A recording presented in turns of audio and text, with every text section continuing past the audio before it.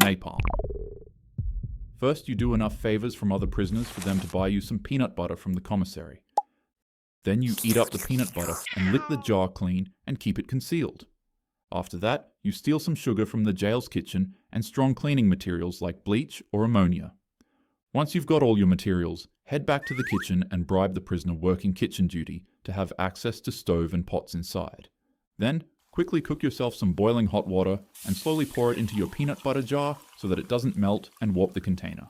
Finally, sneak the boiling hot water back to your cell and mix the rest of your ingredients inside of it.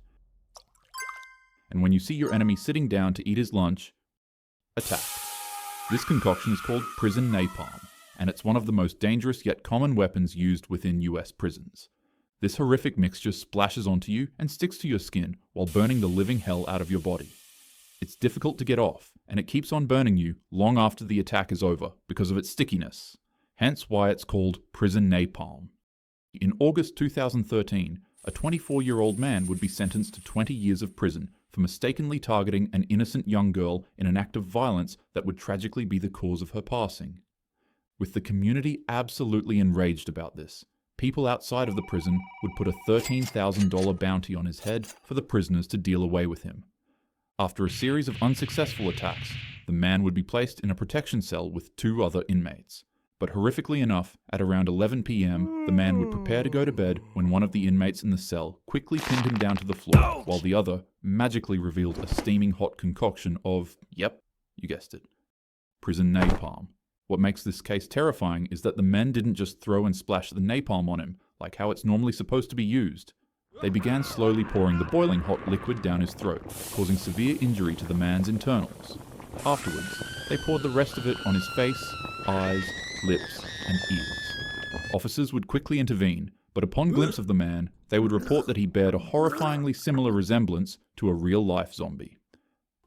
The stove. YouTube really didn't like the case on found, so instead, we'll go over this situation where a 26-year-old martial arts fighter and his sparring partner consumed an unnatural amount while in their apartment. Initially, everything was fine, until they became convinced that the world was coming to an end and that the two were fighting a battle of life and death between God and the devil. The two would begin their legendary battle, and finally when the struggle finished, their friend would walk into their apartment room only to find the martial arts fighter standing butt naked in the kitchen cooking his friend's heart and remains in a stove. The victim would be found laying on the couch, missing his face, tongue, and heart. And sadly, the autopsy revealed that he was alive when his chest was ripped open and his heart was taken out. The martial arts fighter wouldn't be as lucky as the woman in our last case. He'd be formally charged and sentenced to 47 years in state prison for what he did to his friend. Guillotine. The stands were packed. Families, fans, and journalists gathered shoulder to shoulder, watching the 24 hours of Le Mans. Cars from Mercedes, Jaguar, and Ferrari screamed down the straightaways, pushing limits that the track itself had never been designed to handle. Then came lap 35. Mike Hawthorne darted toward the pits, braking hard in front of the Austin Healey driver. Macklin swerved to avoid him, but in doing so, he moved directly into the path of Pierre Lathe, who was going at over 120 miles per hour. What happened next was unfortunately pure carnage. Lathe's car struck Macklin's rear end and was launched into the air like a missile. The man's car literally started flying, and of course, it'd be aimed at nothing other than tightly packed crowds of bystanders enjoying their favorite cars racing on the track. The Mercedes would smash into the spectator in front of the grandstand, and on impact it would immediately disintegrate. The car's heaviest components like the engine block, suspension, and radiator tore free and hurled into the crowd with the force of artillery shells, obliterating dozens on impact. However, the worst part was the hood. It was sharp, silver, and launched out of the car the fastest, making it form a spinning motion like a saw blade. The hood would fly into the crowd and sever the heads of multiple spectators watching in the stands. Survivors would later describe this scene as the hood decapitating tightly jammed spectators like a guillotine. By the time the smoke cleared, at least 82 people were gone and hundreds more were injured. This event would later on become known as the 1955 Le Mans disaster, and it would remain the most catastrophic accident in racing history. A little fun fact about this event is that the organizers wouldn't allow the race to stop. They'd ensure that the drivers kept competing so that the venue didn't ensue into a mass panic and block medical responders from being able to enter in. This event would be so shocking to the world at the time that multiple countries across Europe banned motorsports altogether until safety standards could be improved. The sign incident. In Thailand, sometime around 2019, on a highway just outside of Bangkok, where traffic moves fast and helmet laws are, let's say, loosely followed, a guy, once again, not wearing a helmet, was riding his motorcycle at a high rate of speed, zooming in and out of traffic. While going down the road, his bike would randomly hit a pothole, and his attempt to avoid it would be where things went horribly wrong. He heavily swerved and got launched off his bike so forcefully that it'd throw him airborne and he'd go flying for a few seconds. Which actually sounds kind of fun, because bouncing and flying around in a controlled area is usually a fun experience. Whether you've gone bungee jumping, skydiving, or have randomly experienced flying in your dreams, I'd say it's a pretty enjoyable thing. Just not when you go flying headfirst into a road sign, which is what happened to this guy. He was flung so hard at the road sign that it perfectly decapitated his head and left his body continuing on with its momentum. And disturbingly, his head actually hit the sign so hard that it became stuck to it. The scene was so brutal that it even traumatized seasoned first responders. And obviously, sadly, he passed away. The Red Bull incident. The arena was packed and its air was alive with cheers and the violent rhythm of tradition. In the center, a matador faced down his opponent. Not another fighter, not another man, but a bull weighing more than half a ton, bred for power, speed, and fury. At first, the fight went as expected. The matador waved down his red cape and the bull charged. As you'd guess, in the background, the crowd roared at each narrow escape. With over 2 decades of experience in the ring, this 39-year-old Spanish bullfighter was known as one of the best to do it in his time. He'd toss his cape to one side, effortlessly thwarting the bull's charge. Then he'd do it again, to make the crowd go wild. But then, in a heartbeat, the balance shifted. He'd put up his cape again for the bull to charge past him, but unexpectedly, it caught him. The bull slammed into the matador's face with a force that was so brutal that the horn struck him in his skull, fracturing upward through his jaw and out his eye. He was hit directly in the head by a 1,000-pound bull's horn, effectively splitting his face in two. The crowd fell silent as blood poured onto the sand. The matador dangled helplessly, impaled by the animal until it heavily thrashed him off of its horn. The worst part is that the man was fully conscious. He rose back from the ground like a zombie and began screaming that he couldn't see, sending the crowd into a horrific panic. Other bullfighters jumped into the ring to distract the bull and to retrieve the man's body. Once again, his face was split in two, his teeth were shattered, his jaw and cheekbone were fractured, and the horn head punctured out his eye and pierced him right through his skull. But, to everyone's complete and total shock, the man actually somehow survived. The horn pierced his skull and was dangerously close to his brain, but it missed. Against all odds, he returned back to the ring less than a year later, and he'd continue his passion. Juan José Padilla is now known as the Pirate of Bullfighting. In 2018, he'd experienced another horrible incident where he was scalped by a bull. Honestly, this man might just be invincible because he'd somehow survive once more, and he'd return back to the ring again to continue the sport. The roller incident. It was just after noon at a factory in the Saint Laurent borough of Montreal. The facility specialized in recycling plastic. Massive machines churned endlessly, crushing and shaping materials with unstoppable force. For workers, the rhythm of the rollers was just another part of the day. Clock in, crush and churn, go to sleep, repeat. Except for this day. On August 8th, 2016, at around 12:15 p.m., a 56-year-old employee noticed a piece of plastic jammed in the roller machine.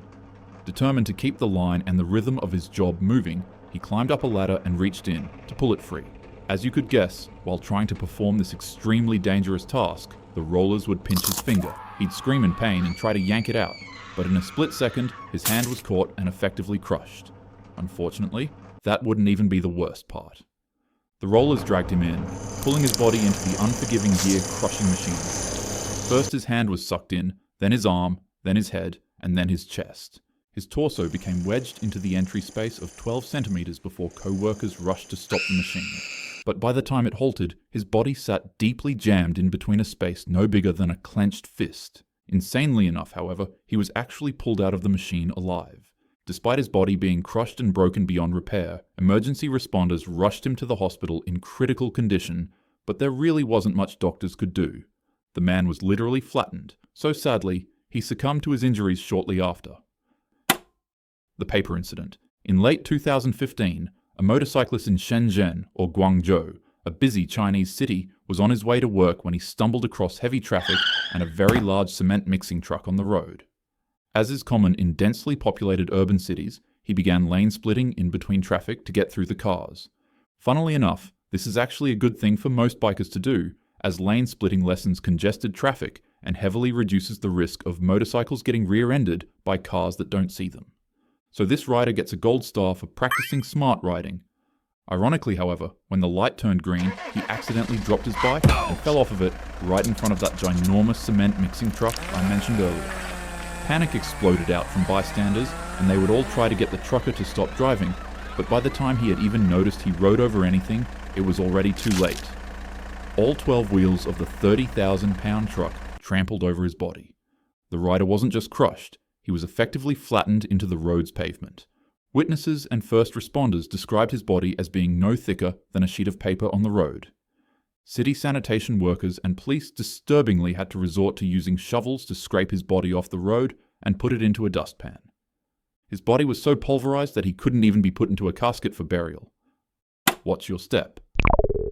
Across the United States are large industrial iron foundries that use molten iron to produce things like engine blocks, frames, and structural components for cars and buildings.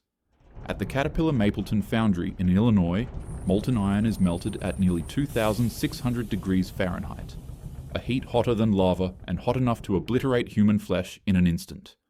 For the workers at this factory, the foundry floor is a place where one wrong step means certain doom, so it's of utmost importance that each crew member moves with caution 100% of the time. On June 2nd, a 39-year-old man would be working his 5th day at his new job. He was tasked with retrieving a sample of molten iron for testing. He spun down a giant metal wheel that caused the molten iron to pour out of the vat. Afterwards, he leaned over the boiling hot iron.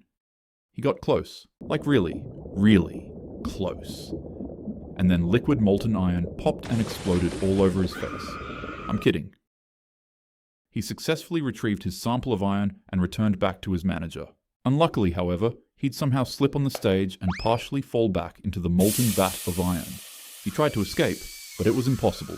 Half of his body was in, half of it was out. And before you know it, in an instant, he was consumed by the roaring orange abyss. Witnesses described what happened as beyond comprehension. He passed away instantly, but not all of him was consumed. Part of his body remained on the steel deck for the coroner to retrieve. Emergency crews rushed in, but it was already way too late. There was no saving him. The foundry quickly shut down, investigations were launched, and then questions arose. How could a man with so little training be placed so close to one of the most dangerous areas of the factory? It was literally his 5th day on the job. For his colleagues, it was not the first time they'd seen such horror. Just a year earlier, another worker had passed away at the same plant after a similar fall. And now, yet again, a worker's life had been cut short in the most violent way imaginable. In factories like these, safety isn't just a guideline, it's survival. When molten metal waits beneath your feet, there's no second chance. One misstep and you're gone in an instant. The cable incident. It was just after noon at the Whitworth Sawmill in East Texas. The air was thick with the grind of machines, the smell of fresh-cut pine, and the heat of men working hard to keep the mill alive. But inside, 4 men were locked in a struggle with a jammed wood chip machine. To free it, they turned to the heavy steel cable that wound its way around the gears. They pulled, adjusted, and worked the line, hoping to break the machine loose. And then, in an instant, disaster struck.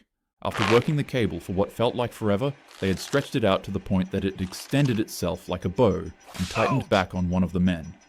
Upon pulling the cable and stretching it back out again to free the man, it finally snapped. The stored energy released with the speed of a bullet and the force of a guillotine. It whipped across the work area with deadly precision, striking all 5 men at once. The impact was catastrophic. 4 of the 5 were decapitated instantly. The 5th man got lucky. He was thrown away to the side, and the bones in his leg got shattered, but thankfully, his life was spared. For the men who witnessed it, the scene was indescribable.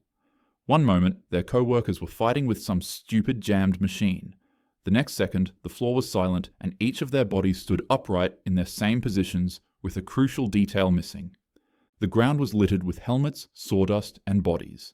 When EMTs arrived at the scene, they were obviously only able to save the man with the injured leg. The sleeve incident. In a cavernous factory in Russia, cameras were quietly watching a scene that would later horrify the world. On the floor stood a massive horizontal lathe. The machine was giant, and its steel cylinder was rotating with an unstoppable force. It was a machine built to carve through metal itself. A Russian man tasked with running the machinery froze upon seeing it. For a couple of moments, he would just squint deeply at the machine, closely inspecting it. His posture was casual, and then from casual, it grew curious. Although it's not entirely clear what it was, the man noticed something wrong with the machine, but after inspecting it, he went about his business. And then he came back because his curiosity got the best of him. Something was obviously wrong with the machine, so he went in for another look. It was then that he realized that he had been inspecting the wrong thing all along. His gaze shifted from the machine to the ceiling above it, and he was astonished with what he saw. He was right. There was a bit of a leak dripping down from the ceiling onto the machine. A sigh of relief came from the man as he became relieved that he had figured out the issue. As he began leaving to retrieve items to fix the leak, he'd quickly realize another, more concerning issue. His sleeve was stuck. And just like that, in a heartbeat, everything changed. The man was yanked into the spinning machine. His body slammed between the cylinder and the base, whipping around with such force that he looked like a rag doll in the grip of a hurricane. The lathe spun faster and faster. First his shoes would fly off, then pieces of his flesh, then chunks, then his limbs. And before you knew it, he was turned into a mist. The camera captured it all. There was no time for rescue or hope of survival. Moments later, another worker in full protective gear entered from the side. He froze at the sight he saw. Red trails, shredded remains, and a stained room. He lifted his hands in complete frustration, then dropped them in despair. The unfiltered camera footage spread across the internet, shocking millions before being digitally wiped away. Safety experts pointed out the obvious in this case. Don't wear loose clothing around machines like these, and always keep a safe distance between them. The Doughnut incident. It was just another midday drive for this 28-year-old man in Ohio. The sky was clear, the roads were stretched out like any other time, and for him, his morning had officially started. The only thing left for him to do was to get some breakfast. So he'd stop by a store to grab some donuts and coffee before taking off for work. And just like that, his morning was entirely complete. The man was sipping a coffee in one hand and biting a donut in the other. For him, things really couldn't get any better than this, but somewhere between the first sip and the next bite, everything went sideways. Literally. You know what would make this day better? Some music. Hey Siri, play some Diddy. Now playing Demi Lovato. What? No. I said play Diddy, like, Puff Daddy? Now playing Yeet. I'll just do it myself. While eating his donut, it'd slip out of his hands and knock over his coffee. In a panic to stop the spilling, he quickly reached for the beverage to steady it. And just like that. In a split second, his car veered left to the opposite lane of traffic. I forgot to mention that this was all occurring in the middle of the highway, on an extremely busy Wednesday morning. And unfortunately, at 50 to 60 miles per hour, that's all it takes. His vehicle cut across the lane and slammed head-on into two westbound cars, completely flattening one in the process. The impact was violent enough to leave 3 vehicles completely mangled and scatter their debris across the field of the road like an explosion. Witnesses said it was chaos. One driver was trapped inside their vehicle with crushed metal pinning them in place, while first responders worked frantically to cut them free. As for the flattened car, it sat in the ditch with its airbags blown out, windshield shattered, and frame completely crushed. When paramedics arrived at the scene, they worked desperately to extract the victims from the wreckage. They would even try to bring out the body in the flattened vehicle, and to their sheer horror, the victim was still alive. The crews would immediately transfer both individuals to the University Hospital's Geauga Medical Center, while a third refused further treatment. To everyone's total shock, all the victims in this accident survived with no life-threatening injuries. The man responsible was quickly identified and questioned. His rambunctious craving for donuts and coffee on the highway had turned a quiet Ohio road into a disaster scene. Police instantly cited him on the spot. Sometimes it's not speed or weather or a drunk driver that causes the crash. Sometimes it can simply just be a donut, so don't drive while distracted. 35. Honestly, this one was a little too depressing, so I decided to take it out. Instead, for this incident, you can just look at this cute rabbit for a bit.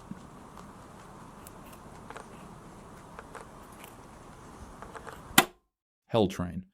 It was the evening rush on February 3rd, 2015 in Valhalla, New York.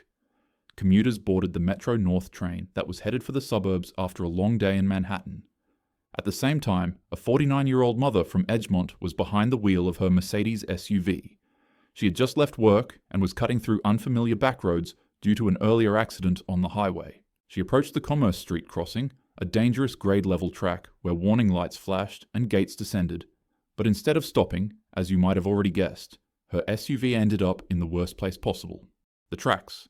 Like any other normal person, you'd think that she would reverse her car out of harm's way, right? Well, you'd be wrong. Instead, she drove forward, accidentally stopping on the rails as the crossing gate came down behind her, pinning her vehicle into one place. She panicked quickly trying to find an escape, but without a second to react, headlights pierced the dark. The Metro North train, carrying hundreds of passengers, slammed into her SUV with catastrophic force. The impact drove the 5,000-pound vehicle nearly 1,000 feet up the tracks before ripping it apart. But that's only the beginning of what made this situation so terrible. When the train impacted her car, the rails snapped off the ground and speared through her SUV, right into the train's passengers. These rails would shoot up from the floor and send fire and sparks exploding onto the passengers. The first carriage completely erupted into flames as metal debris tore through windows and seats like shrapnel. At the rear of the train, riders only felt a slight bump, but up at the front, it was a pure nightmare. Smoke filled the cars, people screamed, and sections of rail shot through the cabin like burning javelins. People desperately clawed at jammed doors, but the heat was unbearable and too suffocating. The smell of burning seats, fuel, and flesh is all that survivors could remember when trying to escape. The scene was described as literal hell on a train. When the fire finally died down, 6 people were gone and 15 others were severely injured. The SUV was obliterated, and the train was left mangled and scarred by the flames. This remains the deadliest crash in Metro North Railroad's history, and the moral is as simple as it is brutal. When you're on the road, always be attentive and learn to react quickly. Most of the time, roads are actually pretty boring, and honestly, they don't really have crazy things like this happening all the time, but in the rare case you end up in a situation like this, be prepared and always act fast. Teeth. You get booked into prison and the air feels heavier the second that steel door slams shut behind you. The cuffs come off, but all eyes are still on you. You look left to right, only to see inmates sizing you up like wolves around a wounded deer. The first week you're in there, you're purely fresh meat.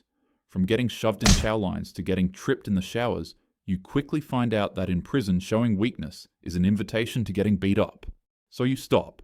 You start doing push-ups until your chest is on fire and burpees until your vision blurs. Anything heavy that you can get your hands on, you quickly start lifting. As usual, the fights keep on coming. But for once, you finally win. A few months later, people know your name. Inmates begin nodding at you in the yard.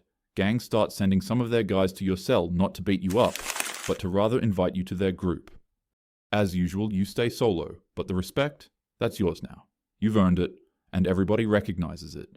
It wasn't easy, but you've finally climbed the ranks of approval inside of the prison. One night, you come back to your cell and you can't help but to feel that something's off. You look inside, only to find a scrawny newcomer sprawled out on the top of the bed. Your bed. You've been locked up long enough to know that what this man is doing is one of the biggest signs of disrespect in the prison, but the man seems ignorant to the culture. He's half asleep with his head on your pillow like he owns the place. Hey, wake up. Huh? Can't you see that I'm trying to catch some sleep? Get the off my bed. Man, it's too early for this. Just buzz off. Everyone's watching. This is the biggest disrespect you've received in months, and you become enraged to a point where you finally decide enough's enough. You grab the scrawny man and rip him off your bunk bed, slamming him down to the floor in an instant. Without wasting a second, you begin swinging at him like it's no man's business. Inmates rush out from their cells and form a crowd between the two of you, excited to see the fight take place. Your fists connect over and over, and cheers erupt around you from all types of prisoners. You lock him in a tight headlock, with your muscles bulging. He's flailing aimlessly, with snot and tears dripping from his eyes and nose. Gang leaders begin placing bets on who'll win the fight for fun, but it's obvious. You're winning easily. And then, it happens. A pain so sharp and blinding that it doesn't feel real. You really don't want to look, but You look anyways in pure disbelief. It wasn't just a gut feeling, your brain was right. The dude is literally biting your nut. You scream like a banshee. It's a sound you can't even recognize coming from yourself. But right now, you don't care. You begin to claw, punch, and bash on him. Unfortunately, however, you only find that the more you hit him, the harder the bite becomes. When you start to feel tissue rip, your punches turn into desperate pleas for him to stop. He doesn't listen. The crowd isn't cheering anymore, and even the veterans look sick. You begin begging for the guards to intervene, but by the time they rush in and rip him off you, it's too late. You're found convulsing on the floor, unresponsive, with life-threatening injuries. Medical staff does their absolute best to save you, but you're broken in a way that can't be undone. This incident took place in Ghana during 2021. Both individuals got into an altercation that led to this shamelessly terrifying fight. The suspect that committed the crime was taken to court again, where he'd received judgment for his attack. Always remember to protect your jewels. The freezer incident. On January 12th, a 33-year-old man would be taken to the Walker County Jail, confused, malnourished, and sick. His cousin had called for help, hoping that the police would bring an ambulance and give him medical assistance. However, the sheriff's deputies arrived to the scene first, and they reported that the man brandished a weapon and let off a round towards the officers before running into a forest. When they finally apprehended him, he was seen to be malnourished and in a state of total delirium, with his only comments being incoherent babbles about portals in hell. Instead of taking the man to the hospital, the officers would lock him in a cold booking cell and remove his clothes for whatever reason. From the moment the door clanged shut, the cold began eating at him. It seeped into his bones, turned his skin to goose flesh, and made his teeth chatter until his jaw ached. Each breath fogged in the air like it was Christmas night, and the man began shivering so violently that it hurt. An officer would state that this treatment was fitting, since the man fired a weapon at the officers. Some other jailers even said that the cops should have just fired at him, instead of bringing him back to the jail alive. Days passed without food, warmth, or medical treatment for his mental state, until one day he was finally taken out of the cell. However, it would be for anything but a good reason. Despite being in a freezing cold cell with temperatures that dropped below 30 degrees for nearly a week, officers still thought that these conditions were too comfortable for him. To the man's complete horror, they wanted to lock him in the jail's kitchen freezer. They would rip him out of his cell and tase him so violently that he'd lose his dentures in the process. With his wrists and ankles shackled, they would throw the man in a metal restraint chair, tie him down, and leave him in the freezer. The air inside was biting. Any ounce of heat his body may have maintained before was sapped instantly. His body burned with fever, then chilled again, as if it couldn't decide whether to fight or surrender. The hum of the refrigeration unit filled the silence. His fingers stiffened, his lips turned blue, and the man froze with every second in that chair, feeling like hours. When they moved him back to the holding cell, the floor was littered with trash. He lay there motionless, ribs showing, breath shallow. A nurse appeared briefly, stood at the doorway, then turned off the light and left him in darkness. Guards passed his cell, some stopping to look, others just walking by. Not one brought him clothes. After enduring 2 weeks of pure horror, the officers took him to a hospital.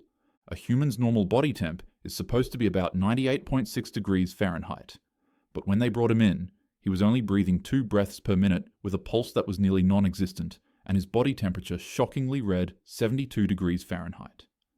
Doctors tried to warm him up and did their absolute best to push his body back from the edge, but, sadly enough, it was too late.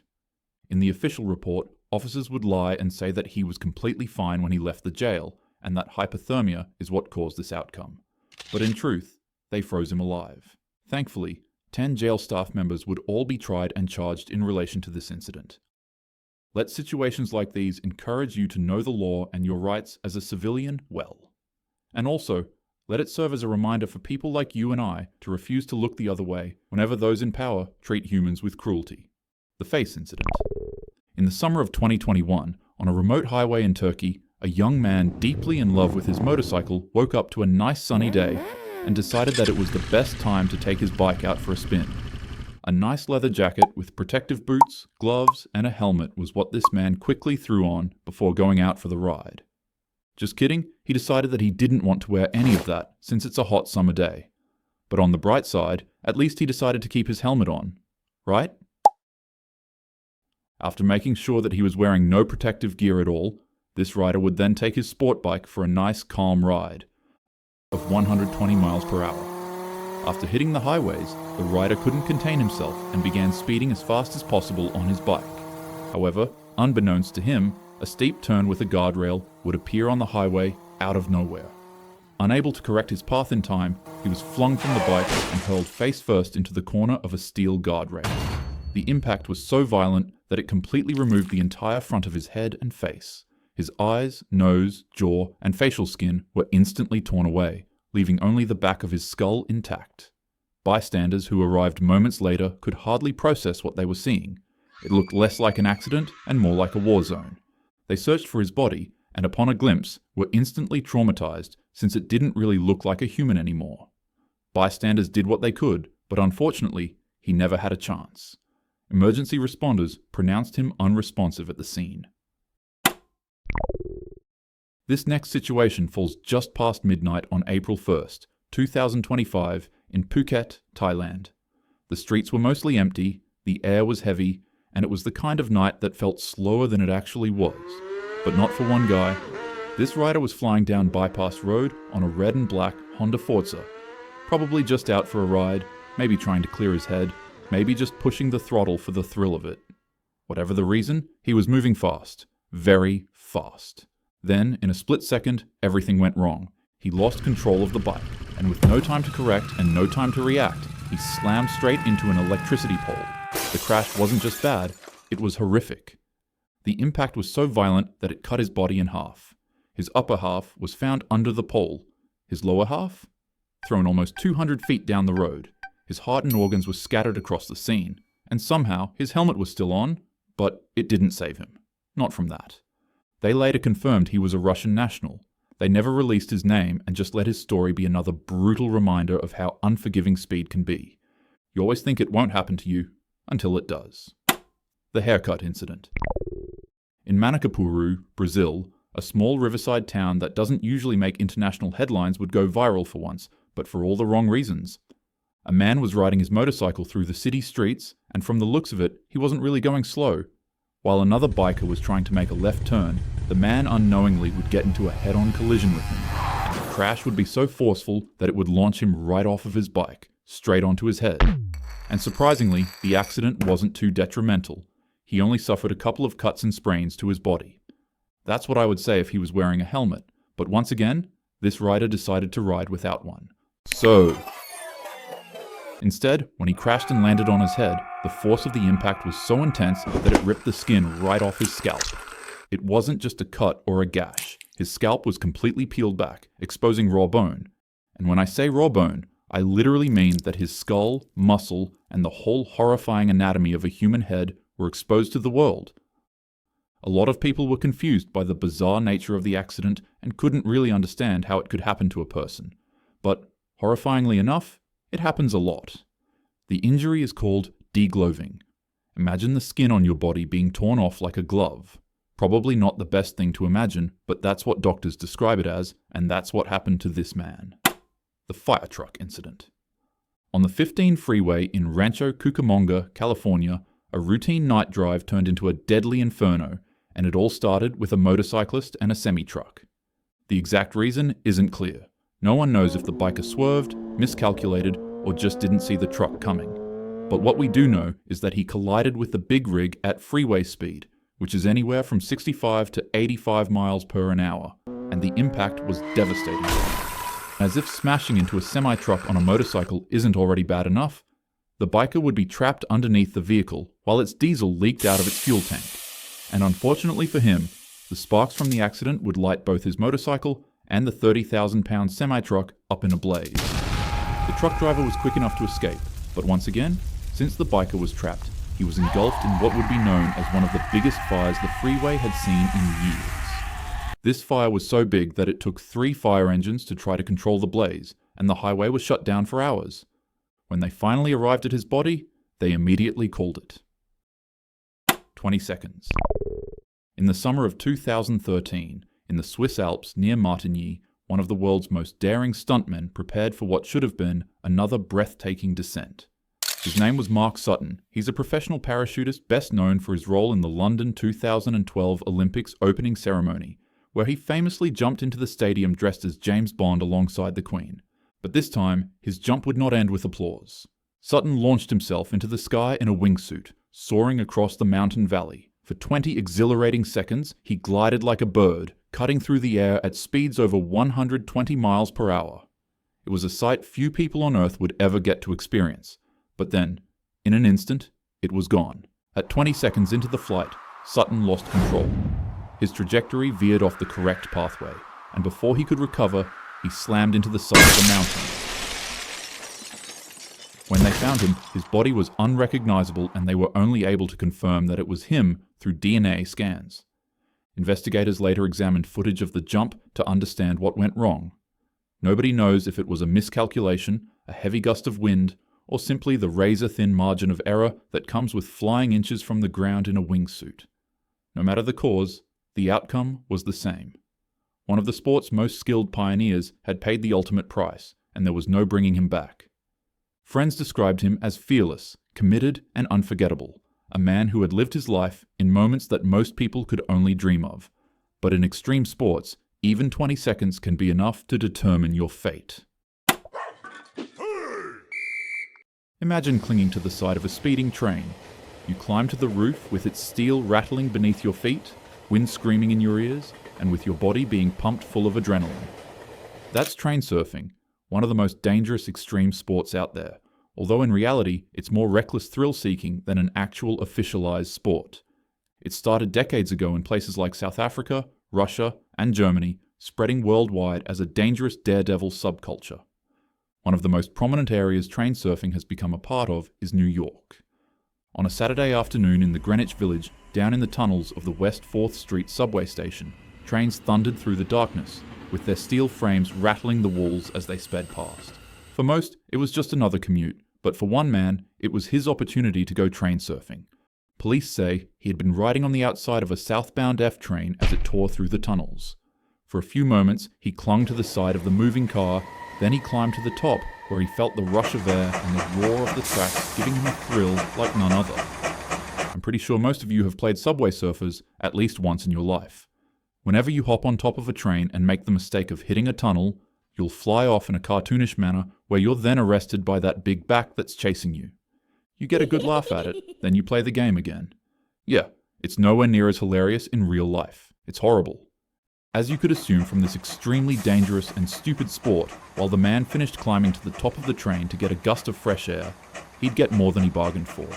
A tunnel showed up, and before the man could even process what he saw, he lost his head. Because of the extreme amount of air pressure being thrown at his body at the moment, he fell and was caught underneath the train. At 3:11 p.m., a 911 call came in. Someone said they had seen a man slip beneath the subway earlier, and sure enough, when officers arrived, they found him under the train with his body decapitated. Whatever adrenaline he had been chasing ended instantly, and it was replaced by silence and horror in the underground. For the unfortunate commuters forced to pass the site, it was a grim reminder of the dangers lurking in the city's underground. But for police, it was just another entry in a long list of subway surfing tragedies. Quick little moments of thrill that collapse into traumatic memories that both strangers and loved ones alike will never forget. The adrenaline is never worth the risk. Your body is priceless. And while we're on the topic, the same goes for your mind. The whole reason I make these Stickmen videos is so that you don't have to witness the real thing. Don't go searching for these videos online. The effect it has on your brain is horrible, especially if you're young. Traumatizing yourself isn't worth it, and trust me, I can promise you that. The slamming incident. High in the Swiss Alps, the snow glistened under a cold April sky. For a young 21-year-old world champion snowboarder, this was more than a mountain. It was her playground, her stage, and most of all, her destiny. She had conquered countless competitions and had practically carved her name into the world of snowboarding. But on this day, the mountain carved back. The woman was being filmed for a project, showcasing her incredible skill as she cut across the steep alpine slopes. The cameras rolled, her board sliced through the powder, and everything seemed perfect. Then, without warning, the snow itself began to move. Like, a lot. In the blink of an eye, an avalanche broke loose. Tons of snow and ice thundered down the mountain, faster than any snowboarder could ever outrun. It should be known that on average, avalanches move at about 80 miles per hour. At that speed, That's enough force to topple any building, rock, or tree caught in its path, most of which are moving along with the avalanche whenever it's crashing down a mountain. It slammed into the woman with the force of a speeding vehicle, and she was swallowed by it instantly. Rocks, debris, branches, and heavy ice carved and tore at her body as she was dragged through the snow until its eventual finishing slam. Finally, the avalanche stopped, but the woman was missing. She laid buried alive deep within the frozen chaos, crushed and disfigured. Rescue teams rushed in, digging through the snow and desperately searching for her. But by the time they found her, it was already too late. Even with safety gear and avalanche detectors, the force was overwhelming. This woman, once one of the brightest and youngest stars in snowboarding, was gone in seconds. Even champions are fragile against nature.